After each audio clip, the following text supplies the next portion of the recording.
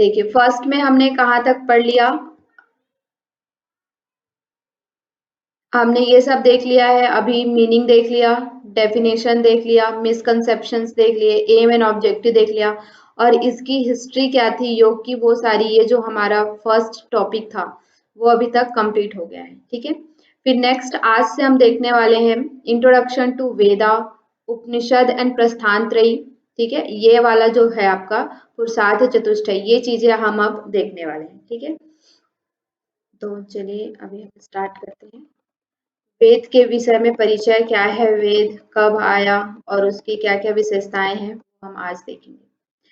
तो वेद जो है, वेद जैसा कि आप लोग जानते ही हैं कि वेद हमारा क्या है, सबसे प्राचीन ग्रंथ है। ठीक है, मानव जीवन को सभ्य और सुसंस्कृत बनाने के लिए, समर्थ बनाने का जो वैज्ञानिक विधान है, भारतीय संस्कृति के महत्वपूर्ण अंग वेद है और विभिन्न योग ग्रंथों में वर्णित है। ठीक है, और इसमें अन्य विभिन्न योग ग्रंथ भी इन्हीं से इसकी उत्पत्ति हुई है, वेदों से ही। ठीक है, तो जो मतलब वेद एक ऐसा ग्रंथ है जिसमें कि जीवन जीने की कला, मतलब कि कैसे हमें जीना है, हमारे कैसे कर्म करने, कौन से कर्म हमें अच्छे हैं, कौन से कर्म निषिद्ध कर्म है, यज्ञ, मतलब संसारिक विषय में जितने भी विषय आते हैं, जो भी चीजें आती हैं, उन सब का संकलन है वेद। ठीक है, फिर उसके बाद क्या है, वेद जो है भंडार नहीं है, मतलब किंतु यह कोई सामान्य बौद्धिक ज्ञान नहीं है। ठीक है, मतलब कोई जैसे ज्ञान का भंडार या बौद्धिक ज्ञान नहीं है, अपितु ये क्या है, तपस्या के द्वारा ऋषियों ने इसे क्या किया है, साक्षात्कार किया है। ठीक है, वेद को क्या किया है, ऋषियों ने साक्षात्कार किया है, इसीलिए इसे अपौरुषेय कहते हैं। ये किसी पुरुष के द्वारा, जैसे कि सांख्य दर्शन है तो सांख्य दर्शन किसने लिखा है, कपिल मुनि ने लिखा है। योग दर्शन किसने लिखा है, पतंजलि जी ने लिखा है। तो ये वेद के ऐसे कोई ऋषि नहीं माने जाते जी, जो इन्होंने लिखा है। ये क्या किया गया, तपस्या के द्वारा जो ब्रह्मांड में ज्ञान है उसे अपने अंदर आत्मसात किया है। ठीक है, इसीलिए वेदों को अपौरुषेय भी कहा जाता है। वेद में भौतिक व आध्यात्मिक सभी ज्ञान के भंडार हैं, किंतु मुख्यतः इसमें अलौकिक ज्ञान का ही वाचक है। मतलब इस वेद में केवल ऐसा नहीं है कि आत्मा, परमात्मा, ब्रह्म, पर ब्रह्म इन्हीं के विषय में बताया, ऐसा नहीं है। ठीक है सॉरी, वेद में भौतिक, आध्यात्मिक सभी तरह के ज्ञान के भंडार, मतलब कि जो भौतिक चीजों में हम कैसे चलना चाहिए, हमें क्या खाना चाहिए, क्या नहीं खाना चाहिए, आध्यात्मिक जीवन में क्या क्या हमें करना चाहिए, किस तरह की साधना पद्धति हमें अपनाना चाहिए, मंत्र योग, ज्ञान योग, भक्ति योग, कर्म योग, या फिर यज्ञ के क्या क्या विधान है, सारी चीजें उसमें बताई गई। लेकिन इसमें मुख्यतः क्या है, अलौकिक ज्ञान, जो हमें अलौकिक ज्ञान होता है, जो हम इस लोक में रहकर नहीं प्राप्त कर सकते, या इस मानव शरीर के द्वारा हम नहीं प्राप्त कर सकते। जब हम ध्यान इत्यादि करते हैं, समाधि इत्यादि करते हैं, तब जो हमें अलौकिक ज्ञान प्राप्त होता है। जैसे कि आप लोगों ने पतंजलि में पढ़ा भी होगा, विभूतियां होती हैं अलग अलग तरह की। जब हम ध्यान के माध्यम से, समाधि के माध्यम से अभ्यास करते हैं, तो हमें विभिन्न प्रकार की विभूतियां प्राप्त होती हैं, कि हमें पानी में चलने की, कीचड़ कीचड़ से भी कीचड़ के द्वारा भी हमारा शरीर गंदा नहीं होता। ऐसे ऐसे अनेकानेक उसमें आप लोगों ने देखा होगा विभूतियां प्राप्त होती हैं। तो इन सभी अलौकिक ज्ञान का भी इसमें क्या है, विस्तृत विवेचन है वेदों में। ठीक है, फिर वेद को क्या है, अपौरुषीय कहा जाता है, मतलब किसी पुरुष के द्वारा लिखा नहीं गया है। पुरुष यानी कि किसी व्यक्ति विशेष के द्वारा इसे लिखा नहीं गया है। ठीक है, भारतीय दर्शन आदि भंडार स्रोत माना जाता है। इसी से ही क्या है, भारतीय दर्शन, जो हमारे षड दर्शन या 9 दर्शन हमारे हैं, नास्तिक, आस्तिक दर्शन, उन सब का भंडार इसी के द्वारा, इसी में है। ठीक है, वेद शाश्वत यथार्थ ज्ञान राशि के समुच्चय हैं। ये आर जो लिखा है वो नहीं है, राशि के समुच्चय हैं। ठीक है, शाश्वत यथार्थ ज्ञान, जो हमारा यथार्थ ज्ञान क्या है, ब्रह्म को प्राप्त करना, जीवात्मा और परमात्मा का एक होना, ये हमारा जो यथार्थ ज्ञान है उसका समुच्चय है। इसमें अलग अलग तरह से एग्जाम्पल के थ्रू वेदों में इन चीजों को बताया गया है। ठीक है, फिर वेद शब्द की व्युत्पत्ति कैसे हुई, ये हम देखते हैं।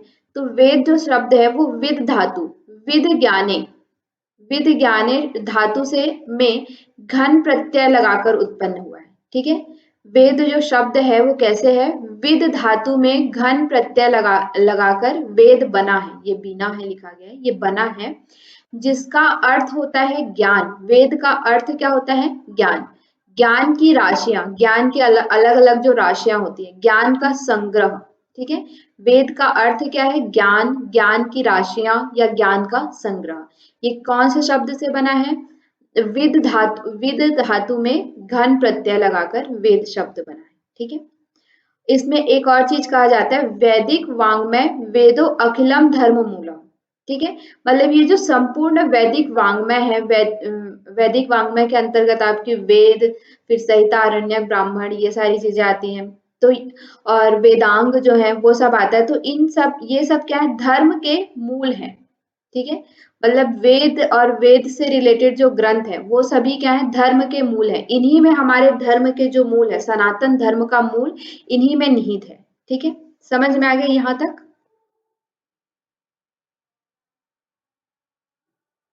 ठीक है, अब देखिए इसमें क्या है, चार ऋषि और वेद, इसमें चार जो वेद हैं उनके चार ऋषि बताए गए हैं। ठीक है, जैसे कि अग्नि जो ऋषि हैं उन्होंने ऋग्वेद को क्या किया? आत्मसात किया। वायु ने क्या किया? यजुर्वेद को आत्मसात किया। आदित्य ने सामवेद को, और अंगिरा ने अथर्ववेद को। ये चीज आप याद रखिएगा, चार वेद के चार ऋषि माने गए हैं यहाँ पे। और ऋग्वेद में क्या है? 10 मंडल यानी कि 10 अध्याय हैं और 552 मंत्र हैं। ठीक है, यजुर्वेद में 1975 मंत्र हैं, सामवेद में 1875 मंत्र हैं, और अथर्ववेद में 5977 मंत्र हैं। ठीक है, ये आपका वेद का एक सिंपल शॉर्ट में परिचय है। फिर यहाँ से भी क्वेश्चन आता है। ठीक है, यहाँ से कैसे क्वेश्चन आता है कि ऋग्वेद क्या है कि कितनी शाखाएं हैं। जैसे कि ऋग्वेद के अंदर जब आप देखेंगे तो उसके अलग अलग शाखाओं का मतलब क्या, उसके अंदर क्या क्या उसके अंदर क्या-क्या क्या बोलना चाहिए, विषय वस्तु है। ठीक है, जैसे कि एक किसी हम ग्रंथ में देखते हैं तो क्या होता है, उसमें बहुत सारे विषय वस्तु होते हैं।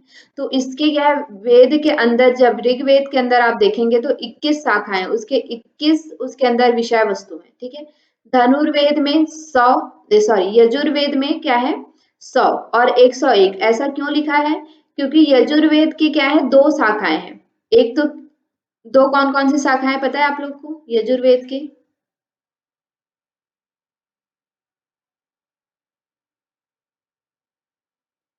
एक क्या है आपका?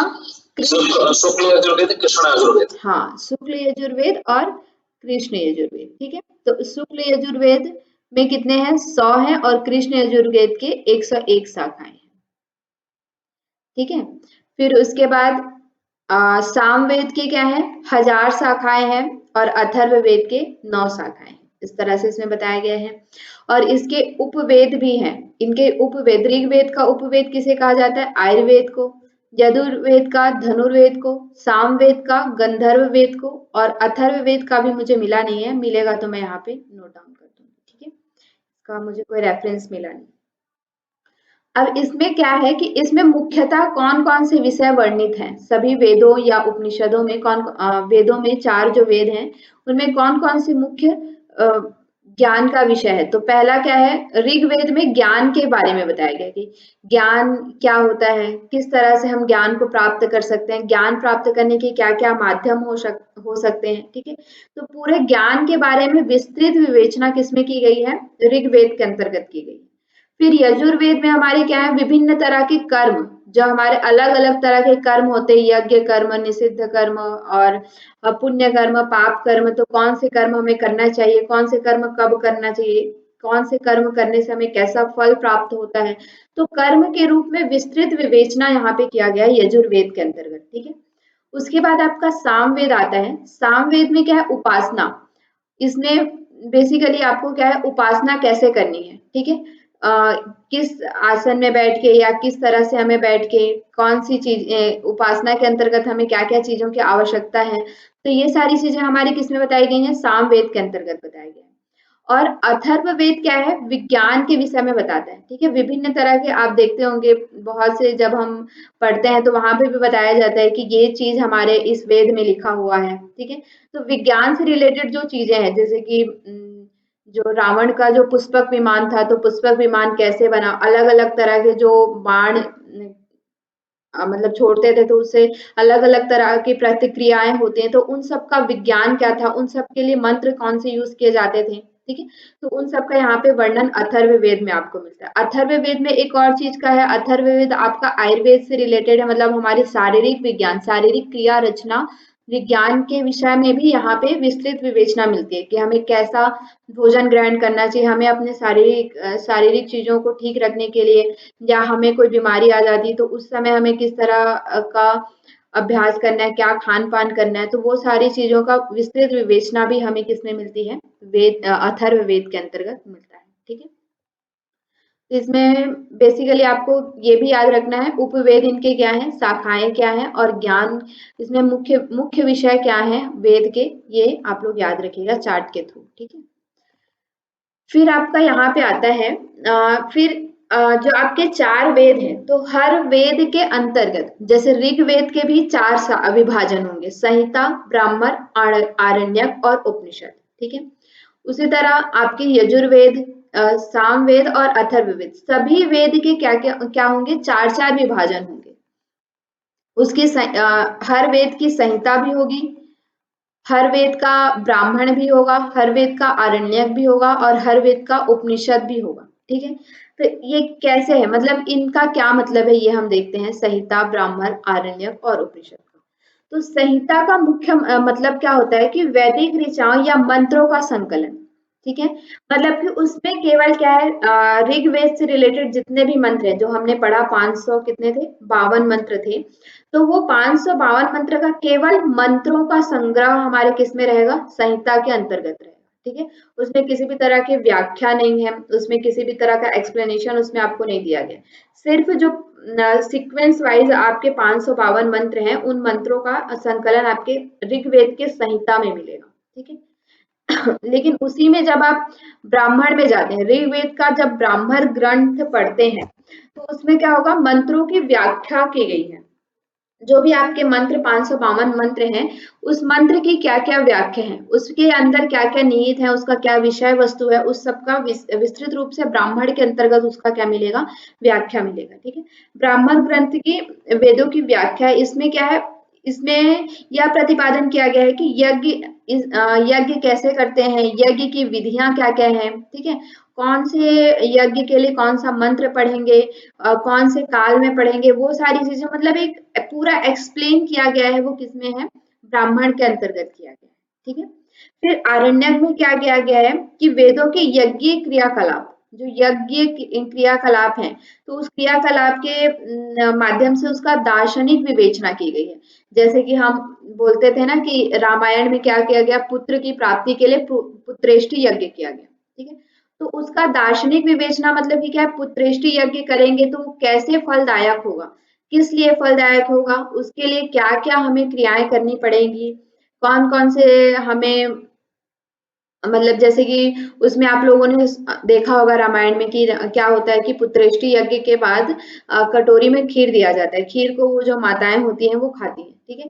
तो वो सिर्फ़ माताओं को ही खाना है, किस समय खाना है, कैसे खाना है, मतलब एक पूरा विस्तृत विवेचना जो होता है ना कि यज्ञ की क्रिया विधि का उसकी दार्शनिक विवेचना किसमें होती है? आरण्यक के अंतर्गत होता है।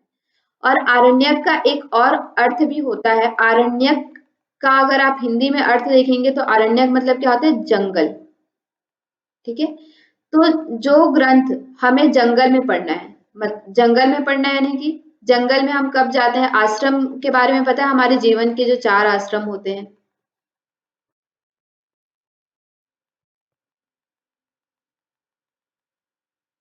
मनुष्य जी। चार होते हैं उसमें पहले सबसे पहला होता है ब्रह्मचर्य आश्रम, फिर गृहस्थ आश्रम, फिर वानप्रस्थ, फिर संन्यास। हाँ, ठीक है। तो आरण्यक का यहाँ से एक और रिलेवेंस निकलता है कि जो ग्रंथ हम कहाँ पढ़ते हैं? अरण्य में पढ़ते हैं, ठीक है? या अरण्य में लिखे गए हैं, ऐसे ग्रंथों को किसमें लिखा जाता है? अरण्यक के अंतर्गत लिखा जाता है। तो अरण्य मतलब कि जो संन्यास काल में जो पढ़े जाने वाले ग्रंथ हैं या संन्यास काल में पढ़े जाने वाले जो भाग हैं, उसे हम क्या कहते हैं? आरण्यक कहते हैं, ठीक है? तो संहिता में क्या है कि मंत्रों का संकलन है, ब्राह्मण उसकी विस्तृत विवेचना है, आरण्यक में ऋग्वेद का वह भाग जिसे हम अरण्य में पढ़ें, जंगल में पढ़े यानी कि संन्यास काल में पढ़े, उसे क्या कहते हैं, आरण्यक कहते हैं। ठीक है, फिर लास्ट में आपका आता है उपनिषद, इसके क्या कहते हैं, वेदांग भी कहते हैं, वेदांत। ठीक है, उपनिषद का अन्य नाम क्या है, वेदांत, यानी कि वेदों का अंत, वेदों का अंत यानी कि वेदों का सार भाग, क्योंकि वेद तो इतने बड़े बड़े हैं। ठीक है, अब उन सब का हमें सार निकालने के लिए हर कोई तो वेद नहीं पढ़ सकता, चारों वेद नहीं पढ़ सकता, क्योंकि आपने देखा कि अथर्व वेद में ही 6000 सूत्र हैं, मंत्र हैं, फिर उसके बाद 2-2 हजार मंत्र आयुर्वेद, यजुर्वेद और सामवेद में है, फिर 500-600 मंत्र आपके क्या बोलते हैं, ऋग्वेद में है। तो इतना हम 10,000 15,000 श्लोक पढ़ेंगे, सूत्र पढ़ेंगे पूरा, और उसके बाद उनको समझेंगे, तो ये सब हमारे लिए क्या है, बहुत कठिन है। तो उसे सर्व सुलभ बनाने के लिए क्या है, वेदों का सार भाग बनाया गया, यानी कि वेदांत बनाया गया, जिसे क्या कहते हैं, उपनिषद कहते हैं। तो आपने उपनिषदों में देखा होगा कि छोटे छोटे उपनिषद हैं, जैसे ईशावास्य उपनिषद जो है वो कैसा है, सिर्फ 18 मंत्र है उसमें, और वो 18 मंत्र क्या करता है कि उसमें पूरा सार है कि ब्रह्म तत्व को प्राप्त करने के लिए क्या करना चाहिए, हमें 100 साल तक किस किस आश्रम में जीना चाहिए, क्या हमें कामना करनी चाहिए, वो एक सार भाग में उसने पूरी तरह से सिर्फ 18 मंत्र में आपको बता दिया गया है। ठीक है, उसी तरह से जब आप देखते हैं तो ज्यादातर उपनिषदों में आपका 50 ज्यादा बहुत मैक्स टू मैक्स 50 रहता है, नहीं तो आपके 34-35 मंत्रों में आपका क्या हो जाता है, एक उपनिषद कंप्लीट हो जाता है। ठीक है, तो उपनिषद का क्या है, उसका दार्शनिक विवेचना करना, उसे शॉर्ट फॉर्म में देना, और उसे सर्व सुलभ बनाना ही क्या है, सभी जो वेद हैं उनका उपनिषद बनाया गया, इसी तरह से छोटे छोटे उपनिषद। ठीक है, ये समझ में आया कि क्या है, संहिता, ब्राह्मण, आरण्यक और उपनिषद।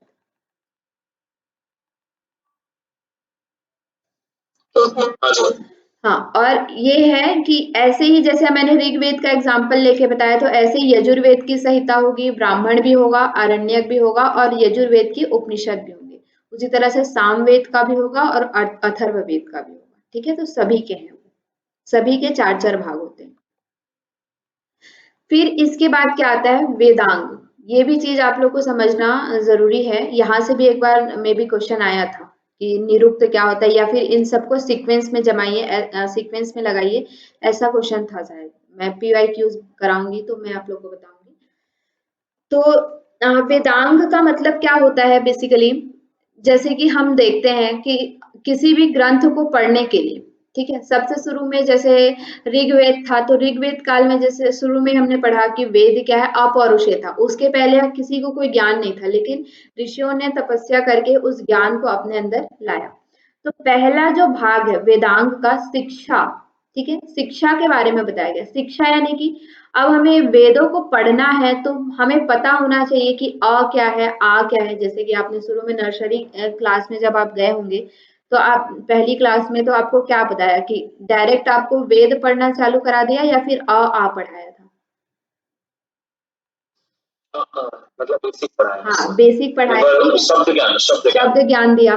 तो उसी तरह से किसी भी वेद को पढ़ने के लिए सबसे शुरू में क्या दिया गया, शब्द ज्ञान। हम उसका उच्चारण कैसे करें, हम उसको कैसे पढ़ें, उसके लिखने की शैली क्या है, उसको पढ़ने की शैली क्या है, तो उसके बारे में यहाँ पे शिक्षा में बताया गया है। पूरा वर्णों की व्याख्या की गई है। ठीक है, अ आ ई से लेके पूरा आपका स्वर व्यंजन के बारे में, उसकी मात्राएं क्या है, कहाँ कहाँ पे उसका प्रयोग होता है, कैसे उसका उच्चारण करते हैं, वो शिक्षा के अंतर्गत आता है। ठीक है, और फिर कल्प, कल्प के अंतर्गत क्या आता है आपका, जैसे कि विभिन्न प्रकार के कर्म कांड, यज्ञ विधि में, जैसे आप लोगों ने देखा होगा कि पहले की यज्ञ विधि में क्या होता था, हर तरह के यज्ञ के लिए अलग अलग प्रकार के अलग अलग आकार के कुंड बनाए जाते थे। ठीक है, और जैसे अभी हम क्या करते हैं कि ईंटों को तोड़ के बना दिया जाता है, लेकिन उस समय इतना वैज्ञानिक रूप से बनाया जाता था कि उसी आकार की ईंटें बनाए जाते थे, कितने ईंटें कहाँ पे लगेंगे, कितना ईंटा लगेगा, कौन से आकार का ईंटा लगेगा, वो सारी चीजें क्या होती थी, कल्प के अंतर्गत उसका पूरा विस्तृत विवेचना किया गया है। ठीक है, फिर व्याकरण, व्याकरण जैसे कि हम जानते हैं कि किसी भी शब्द, अभी हमने शुरू में ही देखा कि योग, योग शब्द की उत्पत्ति कौन से धातु से हुई है, युज धातु से। वेद शब्द की उत्पत्ति कौन से धातु से हुई है, विद धातु से, है ना। मतलब कि ये सारा पार्ट किसका है, व्याकरण का पार्ट है, ठीक है। उसकी उत्पत्ति कैसे हुई, उसमें कौन सा प्रत्यय लगाएंगे तो कौन सी चीज बनेगी, ठीक है। मतलब कि एक साइंस है, व्याकरण भी क्या है, एक साइंस है, जिसमें कि हर तरह से उसमें किसी भी शब्द को उच्चारण करने या उसकी उत्पत्ति के विषय में पूरा साइंस, कैसे हम उसका कौन सा प्रत्यय लगाएंगे, कौन सा उपसर्ग लगाएंगे, कौन सा उपसर्ग लगाएंगे तो उसका मतलब कैसे चेंज हो जाएगा, कौन सा प्रत्यय लगाएंगे तो क्या उसमें चेंजेस आएंगे, ये सारी चीजों की व्याख्या किसमें की गई है, व्याकरण के अंतर्गत किया गया है वेदों में, ठीक है। फिर निरुक्त, निरुक्त मतलब क्या होता है कि कठिन पदों, जैसे कि अभी अभी भी हम रिसर्च में देखते हैं या फिर किसी भी योग में ही देखते हैं कि कठिन कुछ शब्द ऐसे होते हैं जो कठिन होते हैं, जिसका हमें मतलब नहीं समझ में आता है, तो उन सभी कठिन शब्दों का क्या किया गया है, व्याख्या किया गया है कि उसका सही मतलब क्या है, उसका कहाँ कहाँ पे प्रयोग होता है। जैसे कि हम डिक्शनरी वगैरह में देखते हैं, Hindi English dictionary, Hindi Sanskrit dictionary, तो उसमें क्या किया जाता है, एक शब्द लिया जाता है जो कठिन शब्द होता है, उसका अलग अलग भाषाओं में, यहाँ पे डिक्शनरी मतलब भाषा में किया गया है, लेकिन निरुक्त में क्या है, उस शब्द को कैसे हम समझे, उसका उपयोग कहाँ पे किया जाता है, उसका वर्णन निरुक्त में किया गया है, ठीक है। फिर छंद, छंद में क्या होता है कि जैसे हम कुछ भी सूत्र वगैरह श्लोक वगैरह पढ़ते हैं तो किसी एक छंद में लय प्रकृति में पढ़ते हैं, तो अनुष्टुप छंद होता है, गायत्री छंद होता है, तो अलग अलग तरह के छंद, उसके छंदों में भी क्या होता है कि अगर हम अनुष्टुप छंद यूज कर रहे हैं तो उसमें कितनी मात्राएं होनी चाहिए, उसका क्या रहता है, डेफिनेट रहता है, ठीक है, कि उसमें 14 मात्रा ही होनी चाहिए, 15 मात्रा ही होनी चाहिए, एक लाइन में 15 वर्ड ही होना चाहिए, 15 मात्रा ही होनी चाहिए। तो इस तरह से उसमें क्या होता है, जब किसी छंद में एक आकार में उसे बांधना, तभी तो हम सॉन्ग वगैरह भी हम पढ़ते हैं तो गाते हैं या सॉन्ग वगैरह लिखते हैं तो हम ऐसे ही थोड़ी ना शब्द लिख देते हैं, ठीक है। उसको हम क्या करते हैं कि वो एक लय में आ जाए, और उस लय में लाने के लिए हम क्या करते हैं, उसके लिए अलग अलग, अगर मान लीजिए आपको यूज करना है गीता गीता तो कोई नाम हो गया, लेकिन फिर भी प्रेम यूज करना है, ठीक है। तो प्रेम यूज करेंगे आप, लेकिन उसका क्या होगा कि वो शब्द उस गाने में नहीं बैठ रहा है, तो उसका हम क्या करेंगे, पर्यायवाची शब्द कुछ भी लेके आएंगे दूसरा, ठीक है। तो उसी तरह से छंद में बिठाने के लिए क्या किया जाता था कि 15 हमें शब्द ही रखना है, 15 मात्रा ही रखना है, तो उस 15 मात्रा में बिठाने के लिए हम क्या करते थे, अलग अलग तरह के उसके पर्यायवाची शब्द ढूंढते थे, या फिर उसको छोटा करने बड़ा करने के लिए हम उसके विकल्प ढूंढते थे। तो ये छंद में क्या करता है, उसको बिठाता है, ठीक है। मतलब वेदांग के अंतर्गत छंद भी आता है मंत्रों को बिठाने के लिए। फिर ज्योतिष, ज्योतिष का क्या तात्पर्य है यहाँ पे कि अभी तक हमने जो शिक्षा पढ़ा, कल्प में यज्ञ के विषय में जो हमने देखा, निरुक्त छंद, ये सारे मंत्र पढ़ने के लिए छंदों का यूज किया गया, व्याकरण निरुक्त, उनके व्याख्या को समझने के लिए। लेकिन अब उन मंत्रों को किस समय में हमें पढ़ना है, कौन से समय में, कौन सा काल में हमें उस मंत्रों को पढ़ना है, क्या उसके लिए शुभ मुहूर्त है या कौन सा मुहूर्त अच्छा नहीं है, तो वो सारी चीजों देखने के लिए क्या किया जाता था, ज्योतिष का प्रयोग किया जाता था। ये सब क्या है, हमारे वेदों के अंग के अंतर्गत आते हैं। क्लियर है, वेदांग एंड यस। फिर उसके बाद आपका, अब ये तो वेद हो गया, वेद के हमने क्या क्या देख लिए, वेद का यही मुख्य परिचय है। हाँ, वेद को हमने शुरू में भी शायद देखा था, तो वेद को क्या कहा जाता है, श्रुति भी कहा जाता है, ठीक है। ये क्वेश्चन आया हुआ है आपका कि वेदों को और क्या कहा जाता है, तो वेदों को श्रुति भी कहा जाता है, ठीक है। तो ये भी चीज आप लोग याद रखिएगा। अब इसके बाद नेक्स्ट आपका आता है प्रस्थान त्रयी।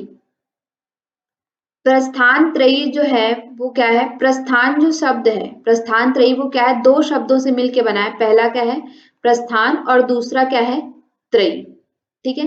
तो प्रस्थान का मतलब क्या होता है, जाना।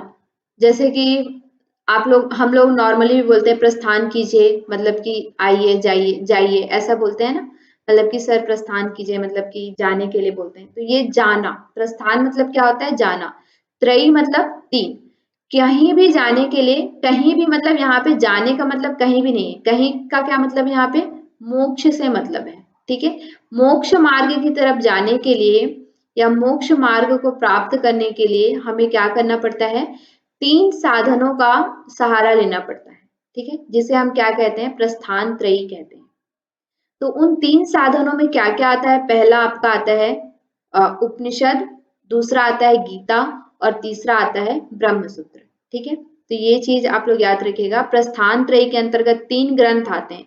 मोक्ष को प्राप्त करने के लिए या मोक्ष मार्ग की तरफ अग्रसर होने के लिए हमें 3 ग्रंथों का सहारा लेना पड़ता है। एक है उपनिषद, दूसरा है भगवत गीता, तीसरा है ब्रह्मसूत्र। ठीक है, अब देखिए, वैदिक वाङ्मय के द्वारा यदि किसी व्यक्ति को मोक्ष को प्राप्त करना है या अपने सिद्धांतों को स्थापित करना है, ठीक है, या मोक्ष को उसे प्राप्त करना है या सिद्धांत को स्थापित करना है, तो उसे 3 ग्रंथों का माध्यम के द्वारा इसे सिद्ध कर सकता है। ठीक है, वो 3 ग्रंथ क्या क्या है? उपनिषद है, हाँ, भगवत गीता और ब्रह्मसूत्र। ठीक है, तो उपनिषद को क्या कहते हैं? श्रुति प्रस्थान कहते हैं। श्रुति प्रस्थान क्यों कहते हैं, इसे बता सकते हैं आप लोग? उपनिषद को श्रुति प्रस्थान क्यों कहा गया है? जो हमने काल पढ़े थे ना, श्रुति काल का रहा है, इसलिए इसको श्रुति। और इसका दूसरा रीजन ये भी है कि ये उपनिषद क्या है? वेदों से उत्पन्न हुए हैं, वेदों का सार भाग है। ठीक है, तो वेदों को श्रुति कहा जाता है, इसलिए क्या है, उपनिषदों को भी श्रुति कहा जाता है। क्लियर है? तो दोनों इसका रीजन है कि ये श्रुति काल में उत्पन्न हुए, श्रुति काल में इसकी रचना हुई, इसलिए उपनिषद को श्रुति कहते हैं। और दूसरा क्या है कि ये वेदों का अंतिम भाग है, वेदों का सार भाग है, तो वेद क्या है? श्रुति है, इसलिए उपनिषद भी क्या है? श्रुति है। ठीक है, दूसरा क्या है? भगवत गीता। भगवत गीता को क्या है? स्मृति प्रस्थान कहा जाता है। मतलब कि इसे हम क्या करते हैं? याद करते हैं। याद करते हैं मतलब उनको समझते हैं, अपने जीवन में ये लिखा हुआ है, उन चीजों को याद करके, स्मृति करके, अपने स्मृति में बिठा करके हम उसे अपने जीवन में क्या करते हैं? साधना करते हैं इसकी। ठीक है, भगवत गीता की, इसलिए इसे स्मृति प्रस्थान कहते हैं। ये क्वेश्चन आया हुआ है, ये दोनों, गीता और उपनिषद का। ठीक है, फिर ब्रह्मसूत्र। ब्रह्मसूत्र को क्या कहते हैं? युक्ति प्रस्थान कहते हैं। युक्ति यानी कि न्याय, न्याय की चीजें इसमें बताई गई हैं, जैसे कि कौन सा चीज हमें करने से कौन से न्याय होते हैं, तार्किक चीजें बताई गई, तर्कपूर्ण तरीके से उसे क्या किया गया है? सिद्ध किया गया है, इसलिए इसे न्याय प्रस्थान कहते हैं। ठीक है, युक्ति दिया गया है किसी चीज को सिद्ध करने के लिए। जैसे आपको बोला जाए कि आपको चोरी नहीं करना है, ठीक है, ये एक क्या है? आपको बोल दिया गया। तो भगवत गीता में क्या होगा? भगवत गीता में इसका युक्ति नहीं देगा, कि बस आपको बोलेगा कि आपको चोरी नहीं करना है। तो अब बस आपको ये याद करना है कि हमें चोरी नहीं करना है, और जब भी आप चोरी करते रहेंगे उस समय भगवत गीता के उस उपदेश को याद करना है कि हमें चोरी नहीं करना चाहिए, ऐसा भगवत गीता में कहा है। ये याद करके आप चोरी नहीं करेंगे। ठीक है, लेकिन ब्रह्मसूत्र में इसी को क्या किया गया है? युक्तिपूर्ण तरीके से उसे सिद्ध किया गया है। ठीक है, जैसे आप बोला गया आपको कि आपको चोरी नहीं करना है। ठीक है, तो अब यहाँ पे बताया जाएगा चोरी करने के क्या क्या हानि होते हैं। चोरी करोगे आप तो आपको क्या-क्या चीजें भुगतनी पड़ सकती है। ठीक है, ये सारी चीजें बताएगा। और चोरी नहीं करोगे तो उसके क्या-क्या फायदे हैं, ये बताएगा। तो ये क्या दिया? युक्ति दिया आपको। तो आपको अच्छा लगा, अच्छा हाँ, अगर मैं चोरी नहीं करूंगा तो मुझे ये सारे फायदे हो सकते हैं। ठीक है, मतलब कि मुझे किसी भी तरह के दुख नहीं भोगना पड़ेगा, क्योंकि हम हाँ, योग में या फिर हमारे ग्रंथों में क्या कहा गया है? कर्म फल का सिद्धांत है ना, जैसा हम कर्म करते हैं वैसा ही हमें फल प्राप्त होता है। तो ब्रह्म सूत्र में उसको क्या करेगा? उस युक्ति के द्वारा आपको समझाएगा कि चोरी नहीं करोगे, चोरी करोगे तो आपके अंदर ये कर्म प्रारब्ध बैठेंगे, फिर प्रारब्ध होगा, ये संचित कर्म आपके बंधा हुआ रहेगा। जब ये प्रारब्ध कर्म में आएगा या फिर स्फुरित होगा तो फिर आपको ये कष्ट भोगने पड़ सकते हैं। ठीक है, तो ये सब आपका क्या इस तरह से जब इसको समझाता है तो ये क्या होगा? युक्ति प्रस्थान के अंतर्गत आता है, इसलिए इसे न्यायपूर्ण तरीके से जब बताया जाता है तो इसे ब्रह्म सूत्र कहते हैं। क्लियर है? ये 3 आप लोग याद रखिएगा, यहाँ से क्वेश्चन आता है। उपनिषद को क्या कहा जाता है? श्रुति प्रस्थान, भगवत गीता को स्मृति और ब्रह्म सूत्र को युक्ति प्रस्थान। ठीक है, फिर आपका है उपनिषद। अब हम एक-एक करके देखते हैं कि क्या-क्या चीजें हैं उपनिषद में। तो पहला हमारा क्या था? उपनिषद। तो उपनिषद क्या होता है? उपनिषद प्रस्थान त्रयी का एक मुख्य अंग है जिसे श्रुति प्रस्थान कहते हैं, ये हमने पढ़ लिया अभी तक, ठीक है। अब उपनिषद शब्द की व्युत्पत्ति कैसे हुई, उसका उद्भव कैसे हुआ? तो उपनिषद जो शब्द है वो क्या है? उप और नी उपसर्ग पूर्वक सद धातु में क्विप प्रत्यय के प्रयोग से बना है, ठीक है। उप और नी ये दोनों क्या है? उपसर्ग है। उपसर्ग किसे कहते हैं? जो शब्द के आगे लगते हैं उसे उपसर्ग कहते हैं, ठीक है। और जो शब्द के बाद लगते हैं उसे प्रत्यय कहते हैं। तो इस उपनिषद शब्द में क्या है? उप और नी उपसर्ग पूर्वक सद धातु, इसका धातु कौन सा है? सद धातु है, ठीक है। इसमें प्रत्यय कौन सा लगा है? क्विप प्रत्यय लगा है। ये सब मिलाकर के क्या है? उपनिषद शब्द की व्युत्पत्ति हुई है, ठीक है। अब यहाँ पे क्या है? मुख्यतः ये जो आपका उपसर्ग या प्रत्यय होता है, इसका विशेष अर्थ इतना नहीं लिया जाता है, धातु का अर्थ लिया जाता है कि जो धातु प्रयोग इसमें हो रहा है उस धातु का क्या मतलब है, ठीक है। तो जैसे हमने शुरू में भी देखा था कि योग जो शब्द है वो 3 धातु से योग जो शब्द है वो युज धातु से बना है और युज धातु के 3 अर्थ निकलते हैं, युजिर योगे, युज संयमने और युज समाधव। तो उसी तरह से यहाँ पे भी क्या है कि उपनिषद का जो सद धातु है उसके 3 अर्थ निकलते हैं। पहला क्या है? विसरण, दूसरा है गति और तीसरा है अवसादन, ठीक है। विसरण यानी कि विनाश करना और गति यानी कि ज्ञान की प्राप्ति करना या गति प्रदान करना ज्ञान को, ठीक है। और तीसरा क्या है? शिथिल करना। अब यहाँ पे देखिए इसका अर्थ क्या होता है? जो पाप ताप का क्या करे? विनाश करे, ठीक है। पहला क्या है? उपनिषद किसे कहते हैं? जो पाप ताप का विनाश करे, ठीक है। दूसरा क्या है? सच्चा ज्ञान प्रदान करे, आत्मा की प्राप्ति कराए, ठीक है। सच्चा ज्ञान प्रदान करे और आत्मा की प्राप्ति कराए, दूसरा अर्थ गति। तीसरा क्या है? और अज्ञान और अविद्या को क्या करे? शिथिल करे, ठीक है। उसे हम क्या कहते हैं? उपनिषद कहते हैं। क्लियर है उपनिषद क्या है?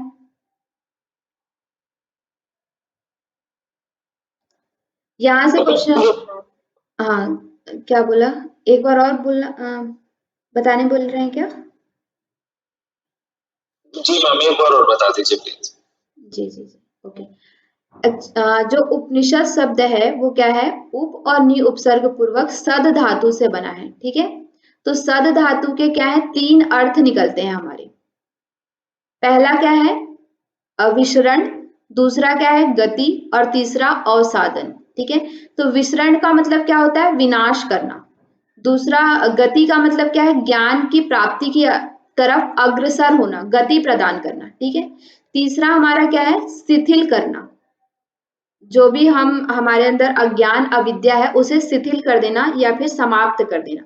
तो इसीलिए उपनिषद क्या होता है? जो पाप ताप का नाश करे, यानी कि पाप ताप जो हमारे अंदर हैं, जो दुख, ताप यानी कि दुख, पाप यानी कि जो हमने पाप कर्म किए हैं, बुरे कर्म किए हैं, उनका क्या करे? नाश करे।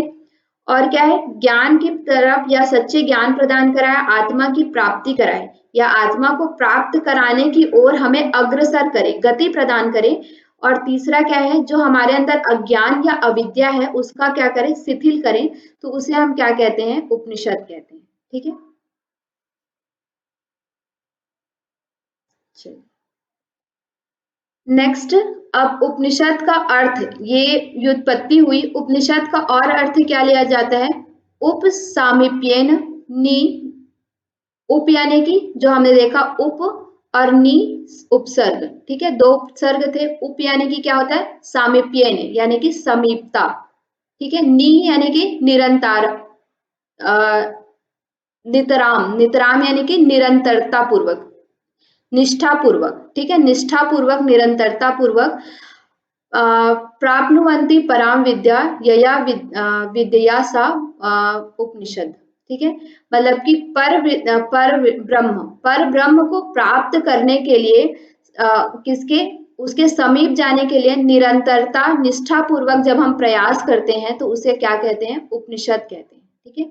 जिस विद्या के द्वारा या पर ब्रह्म का सामीप्य होता है, उसकी समीपता हमें प्राप्त होती है और तादात्म्य प्राप्त होता है, वह विद्या क्या है? उपनिषद है।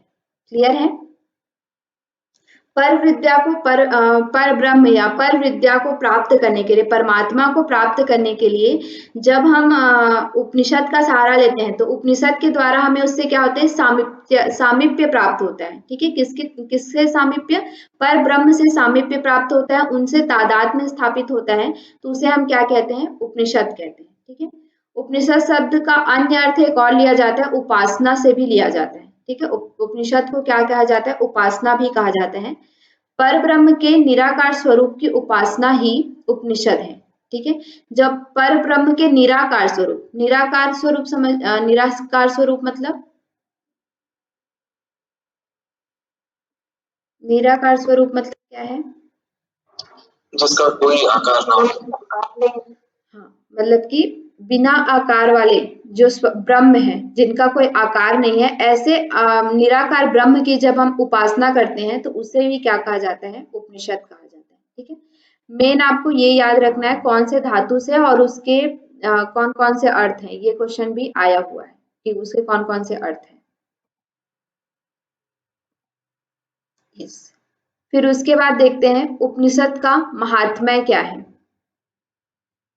कि पहला, जब स्वामी विवेकानंद जी कहते हैं कि मैं उपनिषदों को पढ़ता हूं तो मेरे आंसू बहने लगते हैं। ठीक है, यह कितना महान ज्ञान है, मतलब ये जो उपनिषद है वो कितना महान ज्ञान है। हमारे लिए यह आवश्यक है कि उपनिषदों में सन्निहित तेजस्विता को हम अपने जीवन में विशेष रूप से धारण करें। मतलब विवेकानंद जी हैं, वो क्या कहते हैं कि वो जब उपनिषदों को पढ़ते हैं तो उनके आंसू बहते हैं, मतलब कि वो उसमें इतना मार्मिक ज्ञान है कि हमें इन ज्ञान की उसमें जो तेजस्विता है उसे हमें अपने अंदर क्या करना चाहिए? सन्निहित जो तेजस्विता उसे अपने अंदर धारण करना चाहिए। ठीक है, तो मतलब ये क्या उपनिषद के महत्व के बारे में बता रहे हैं कि उपनिषद कितना महान है। ठीक है, और उसके बाद उसी तरह से स्वामी जो विवेकानंद विनोबा भावे हैं, स्वामी विनोबा भावे हैं, वो कहते हैं कि मेरे जीवन में गीता ने माँ का स्थान लिया है। जो गीता है, भगवत गीता, यानी कि भगवत गीता क्या है? प्रस्थान त्रयी में उसका स्थान है। हाँ, दूसरा प्रस्थान त्रयी है। ठीक है, तो इसमें कहते हैं कि भगवत गीता ने माँ का स्थान लिया है। ठीक है, वह स्थान तो उसी का है, लेकिन मैं जानता हूं कि उपनिषद मेरी माँ की माँ है, मतलब कि नानी। हाँ, मतलब कि गीता से भी क्या है, वो बढ़कर है। ठीक है, इसलिए हमें उपनिषदों का क्या करना चाहिए? अध्ययन करना चाहिए। उसी श्रद्धा से मेरा उपनिषद का मनन निधिध्यासन पिछले 32 वर्षों से चल रहा है। जब उन्होंने ये पुस्तक लिखी होगी तो उस समय उन्होंने कहा कि इसी श्रद्धा के साथ, मतलब माँ की माँ यानी कि नानी माँ से हमारा कितना मतलब स्नेह होता है, माँ से स्नेह होता है, उसी तरह से हमारे नानी माँ से भी उससे ज्यादा स्नेह होता है। ठीक है, तो उसी स्नेह के साथ, उसी श्रद्धा के साथ, जिस श्रद्धा के साथ अपने नानी माँ को देखते हैं। ठीक है, यहाँ भी कंपैरिजन करने के लिए बताया, ऐसा माँ नानी माँ की बात नहीं है। मतलब कि जैसे हम बड़े बुजुर्गों की जिस तरह से श्रद्धा करते हैं, उन पे जिस तरह से विश्वास करते हैं, तो उसी विश्वास के साथ उनका मनन और निधिध्यासन उपनिषदों के प्रति 32 वर्षों से चल रहा था। ठीक है, ये नेक्स्ट, ये मैंने अभी बनाया नहीं है इसका।